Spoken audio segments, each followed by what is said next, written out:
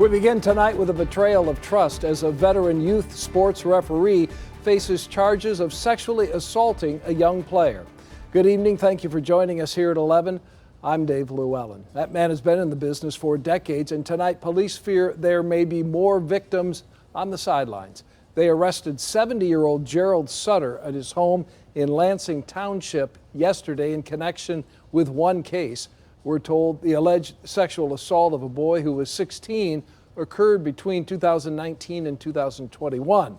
But after nearly 50 years of officiating across the state, 7 Action News reporter Brett Cass tells us there's concern the ref may have groomed other players. If you played high school sports in and around mid-Michigan, you likely had a ref named Jerry Sutter, a man officials say worked in Michigan youth sports for decades and is now charged with 3 counts of criminal sexual conduct with a minor. I'm going, oh my God, are you kidding me? While many knew Sutter as their referee, Gary Cannon knew Sutter as partner, officiating alongside him for 30 years. He got himself into trouble all the time, and other people would not work with them anymore. There wouldn't be his partner. They didn't want to work with them. These are like game-related things that people didn't like work with them, or things that got in trouble. Nothing to what we're seeing here today. No.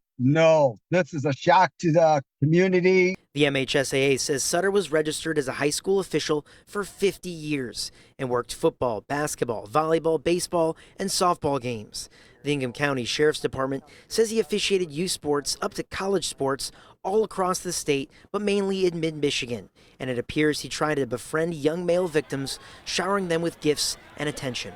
It appears in this case, unfortunately, Mr. Sutter was using that role to groom his victims. After law enforcement received a tip, they got a search warrant for Sutter's Lansing home. And based on evidence inside, they believe there's likely more than just one victim and that this case could span decades. How concerning is it to hear about, what these charges he's facing, and the fact knowing that he's been, referee for 50 years? Our greatest priority is the safety of our participants, and especially children. Jeff Kimmerly with the MHSAA says all officials undergo an initial background check and are checked again periodically throughout their tenure. Sutter's record was clean. He has undergone the series of background checks that we do on our officials through the years, and there was nothing in his record. As for Cannon, he's now officiating in South Carolina and says the acts Sutter is accused of puts his profession in a bad light. We're not there to harm or hurt anybody. For something like this to happen,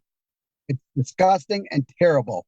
And the Ingham County Sheriff says they have already identified and are speaking with a few other potential victims, but they believe more could be out there. They've actually set up a tip line specifically for this case, and that number is 517-676-8440. Again, 517-676-8440. I'm Brett Cast, 7 Action News.